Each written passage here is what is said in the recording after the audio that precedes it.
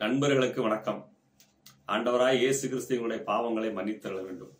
என்னப்பா வழக்கமா வேற மாதிரி வணக்கம் போடுவேன், இன்னைக்கு இப்படி சிலுவையை போடுறேன்னு கேட்டா எனக்கு வேற வழி தெரியல. ஆண்டவரே, பரலோகத்தில் இருக்கிற ஆண்டவரே, தயவு செஞ்சு பூமிக்கு இறங்கி வந்துருங்க, இந்த பாவிகளை எல்லாம் சிலுவையில் இறங்கி கொண்டு கொடுங்க அப்படின்னு கேட்கிற அளவுக்கு உள்ளூர கோபம். ஆனா வேற வழி தெரியல, சிரிச்சுக்கிட்டே உங்க இடத்துல பேசுறேன். சிறுபான்மை, ஓட் பேங்க், அரசியல் அப்படின்னு வந்துட வேண்டியிருக்கு இல்லையா? அதனால் அரசியல்வாதிகள் எல்லாம் சிலர் செய்யும் தவறுகளை சுட்டிக்காட்ட மறுக்கிறார்கள். ஆனா பொதுமக்களா இருக்க நம்ம என்ன வேணா பேசலாம். சரி, என்னப்பா தப்பு நடந்துச்சு, ஏன்பா இப்படிலாம் பேசுற?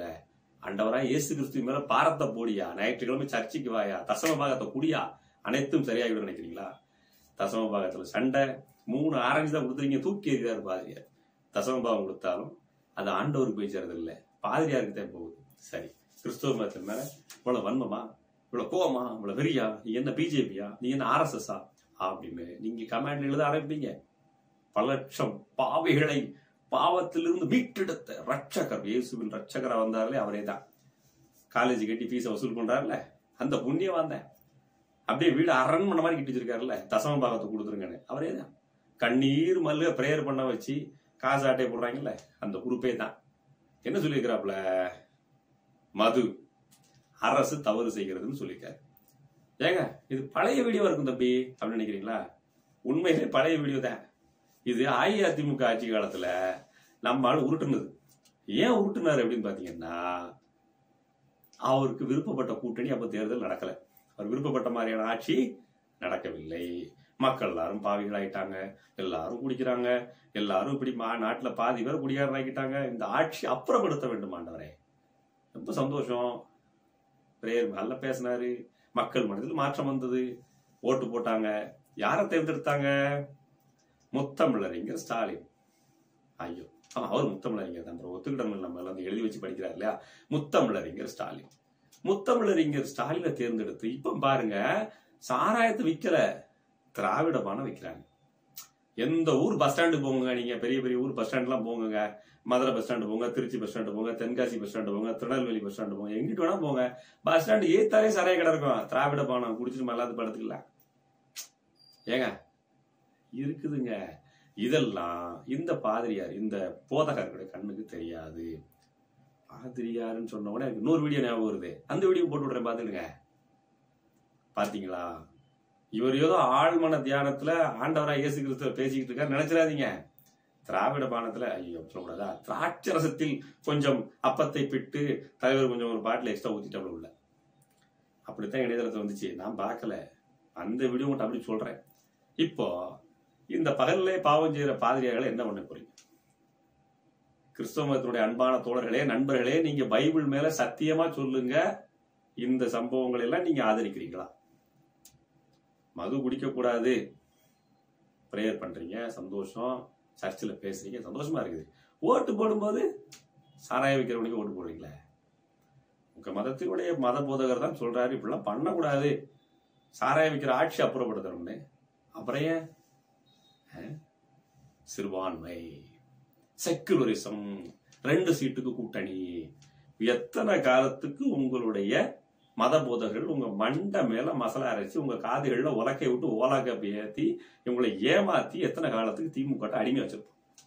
சுய விழிப்புணர்வு இல்ல, சொந்தமா யோசிக்கிறது கர்த்தர் உங்களுக்கு மூளையை கொடுக்கல, பைபிள்ல உங்களுக்கு ஞான வசனங்கள் கிடைக்கல. என்னைக்காவது பைபிள் உளமாற படிச்சிருக்கீங்களா? உளமாற படிச்சிருந்தா முதல்ல பாதிரியார்களே நம்ப மாட்டேங்கிறீங்க. பிரசங்கம் பண்றவனே அந்த தீர்க்கதரிசிக்குன்னு சொல்லிட்டு வரல, ஏதோ ஒரு புதுசா பேசுறாங்க.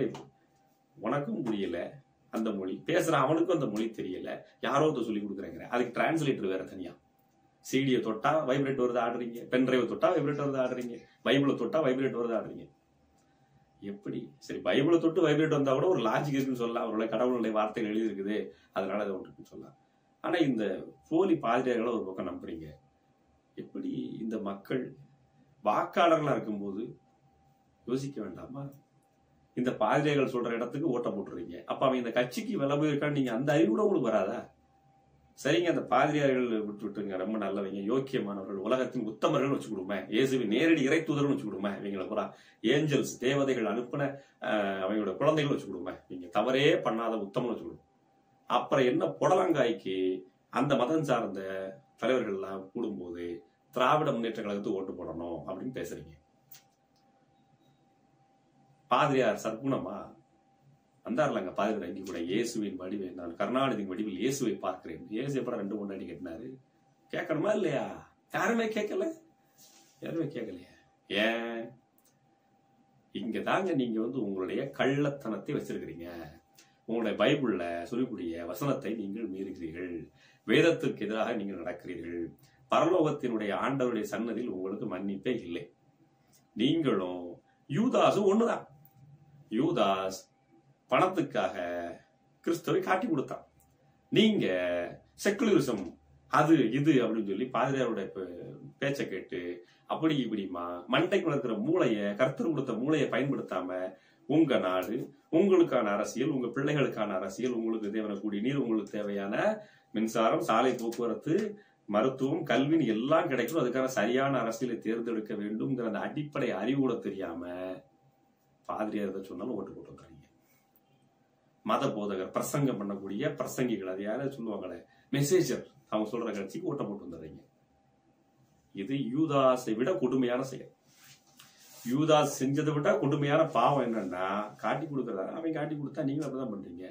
10 குடும்பம் சாராயம் குடிச்சு அழிஞ்சு போச்சுன்னு நான் சொல்லல, உங்க மத பிரசங்க தான் சொல்றாரு. அப்படின்னு அந்த பாவங்களை தூண்டுவித்த உங்களுக்குத்தான் முதல் தண்டனை கொடுக்கணும். என்னங்க தம்பி, நாங்க மட்டும் தப்பு பண்ணோமா? என்னமோ எங்களை மட்டும் குற்றவாளியாக்குறீங்க. வேற யாரும் அதிமுக ஓட்டு போடலையா? வேற யாரும் அதிமுக ஓட்டு போடல? சாராயம் குடிச்சு நாங்க மட்டும் தான் ஓட்டு போட்டோமா? ஹலோ, முதல்ல நாம திருந்துவோம். ஆப்போசிட்ல இருக்கிறவன் அவன் போட்டானா அப்படின்னு கேட்கறது முக்கியம் இல்ல. அவன் பைபிள் படிச்சானா தான் நம்ம படிக்கிறதில்ல. அவன் நீங்க பைபிளை படிக்கிறீங்க, நீங்க வைக்கமா இருக்கீங்களா? பரலோகத்தில் இருக்கிற ஆண்டவருக்கு நீங்க உண்மையா இருக்கணும் இல்ல. பொய் சொல்லாதே, திருடாதே, களவு செய்யாதே, பிறன்மனை நோக்காதே, என்ன பாவம் செய்யறோட சேராத. எத்தனை கற்பனைகள், எத்தனை கட்டளைகள், எத்தனை வசனங்கள், எத்தனை அதிகாரங்கள், இதையெல்லாம் படிச்சிடுறது. ஆனா ஓட்டு போடும் ஓடி போய் எவன் சாராயம் அவனுக்கு கேட்டா மதச்சார்பற்ற. சரி, மதச்சார்பு அப்படி என்ன என்ன சாதிக்கலிச்சிங்க? தெரியாம தான் கேட்கிறேன். மதச்சார்பற்ற கூட்டணி ஒரு கூட்டணியை வச்சு ஏதோ ஒன்று பண்றீங்க இல்லையா? வழக்கம் போல என்னதான் பண்ணிட்டீங்க? அது சாதனை, நீங்க அடைந்த சாதனை என்ன? அதிகபட்சமா கிறிஸ்தவர்களுக்கு ஒரு கிறிஸ்தவரா இருக்கிற ஒருத்தருக்கு ஒரு மந்திரி பதவி கொடுத்துறாங்களா? இல்ல ஒரு 4-5 இலாக்கா அமைச்சர்கள் ஏதாவது கொடுத்துறாங்களா? சென்ட்ரல்ல ஒரு 4 மினிஸ்டர் கொடுத்துறாங்களா? இல்ல ஒரு துணை முதல்வர் பதவி கொடுத்துறாங்களா? என்ன பண்ண போறாங்க? உங்களுக்கு கிறிஸ்துமஸ் அன்னைக்கு கேக்கு சாப்பிட வருவாங்க, பிரியாணி சாப்பிட வருவாங்க. அவ்வளவுதான் அவங்க அதிகபட்சமா உங்க மதத்துக்கு மேல வச்சுக்க நம்பிக்கை. நீங்க எல்லாம் ஓட் பேங்க். என்றைக்கு நீங்க நம்ம நாடு, நம்ம மக்கள் வழிபாட்டுக்காக நாம கிறிஸ்தவ மதத்துக்கு போனோம். எனக்கு இந்த மதம் பிடிக்கல, அந்த மதம் பிடிக்கல, இந்த மதம் பிடிக்கலன்னு இன்னொரு மதத்துக்கு போனேன். ஆனா பிறப்பால இந்த நாட்டை சார்ந்தவன். என்னுடைய ஊர்ல சாக்கடை கால்வ அடைச்சிருக்குன்னா இந்த அரசாங்கம் சரியில்லைன்னா அதை சரி பண்ணக்கூடிய ஒரு தேர்ந்தெடுப்பேன் அப்படிங்கிறது நீங்க முடிவு எடுக்கணும். எவனோ ஒரு பாதிரியார் சொல்றேன், எவனோ ஒரு பிரசங்கம் பண்ணக்கூடிய பிரசங்கி சொன்னேன், மெசேஞ்சர் அது என்ன அது பேர் வச்சுறாங்க, அதுல தசம பாகத்துல ஒரு பங்கை போட்டு எல்லாம் சரிதான். ஆனா உங்க நாட சீர்திருத்த முயற்சி நீங்க எடுக்கணும்ல. எடுக்கவே மாட்டேன்.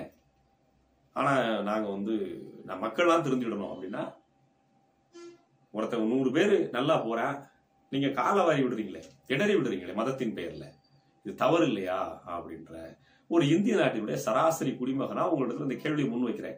அரசியல் கட்சிகள் இதை பத்தி பேசுறதுக்கு தைரியமும் நெஞ்சுரமும் கிடையாது. ஏன்னு கேளுங்க, ஓட் பேங்க் 8% நீங்க இருக்கிறீங்க கிட்டத்தட்ட இந்தியாவில், தமிழகத்துல. இந்தியாவில் கூடுதல் இருக்கலாம். அப்படி பார்க்கும்போது 8% வாக்குங்கிறது டிசைடிங் ஃபேக்டரா மாறிடுறீங்க. அதே மாதிரி ஒரு சின்ன விஷயத்த பத்த வச்சுட்டா உடனே அது நெருப்பா பரவி சபைகள்ல பேச ஆரம்பிச்சு இந்த கட்சிக்கு ஓட்டு போடக்கூடாது, இவனுக்கு ஓட்டு போடக்கூடாது, நம்மளை பத்தி தப்பா பேசியிருக்கான் அப்படின்னு சொல்றது. பரிசுத்தாகல இட்லி வேகமானு கேட்டவரை உரமா விட்டுறது. ஏன்? ஒரு பாதிரியார் உடனே சொல்லிடுவார், நான் கருணாநிதி உருவில இயேசுவை பார்க்கிறேன்னா உடனே நம்ம ஆளுதான்ப்பா கிறிஸ்துமஸ் கேக்லாம் சாப்பிட வந்திருக்காரு, பிரியாணி எல்லாம் பண்ணிருக்காரு அப்படின்னு சொல்லி அவருக்கு ஓட்டம் மாத்தி போட்டுறது. கொஞ்சம் யோசிக்கணும். பைபிளை மட்டும் ஒழுங்கா படிச்சிருந்தாலும் நீங்க அந்த கட்சிக்கு ஓட்டு போட்டுக்க மாட்டீங்க. பைபிளையும் படிக்கல, சுய அறிவும் இல்ல, இந்த நாட்டினுடைய குடிமகனா இருக்கிறதுக்கான அடிப்படை அந்த சிந்தனையும் இல்ல. அப்புறம் நம்ம ஓட்டு யாருக்கு தான் போட போறோம்? உருப்படியா? சரி, எதையுமே யோசிக்கலையே, உங்க பிள்ளைகள் எப்படி வாழ போகுது அதையா யோசிக்க போறீங்களா? அதையும் யோசிக்க மாட்டேன், அதையும் பாதிரியாட்ட கொடுத்துட்டு சொல்ல போறீங்களா? இல்ல இந்த பிரசங்கம் பண்ண அந்த பிரசங்கிட்ட அவர்கிட்ட கொடுத்துட்டு நீங்க போகும்போது நல்ல மெசேஜ் நல்லா எடுத்தீங்க சகோதரர், நீங்க குழந்தைய நீங்களே வளர்த்துருங்க அப்படி கொடுத்துட போறீங்களா? நீங்க தானே வளர்க்கணும் உங்க பிள்ளைய, நீங்க தானே படிக்க வைக்கணும். கோடி கணக்கில் காலேஜ் கட்டுறாங்களே, டிஜிஎஸ் பாசனோட காலேஜ் எங்க இருந்து வச்சுது?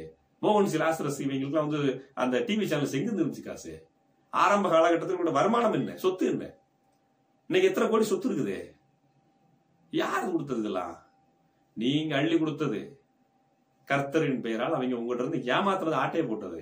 அந்த காலேஜ்ல எல்லாம் ஃப்ரீயா சீட்டு கொடுக்குறாங்களா இல்லாதப்பட்ட ஏழைகளுக்கு? கிறிஸ்தவரா இருக்கனால நீங்க வந்து ரட்சிக்கப்பட்டுட்டீங்க, ஞானஸ்தானம் பெற்றுட்டீங்க, பைபிளை முழுமைக்கும் படிச்சிட்டீங்க, வாங்க நான் வந்து என்னுடைய பிள்ளையா அந்த பிள்ளை தத்துவத்தில் உங்களோட பிள்ளைய வந்து இலவசமா படிக்க வைக்கிறேன் சொல்றாங்களா?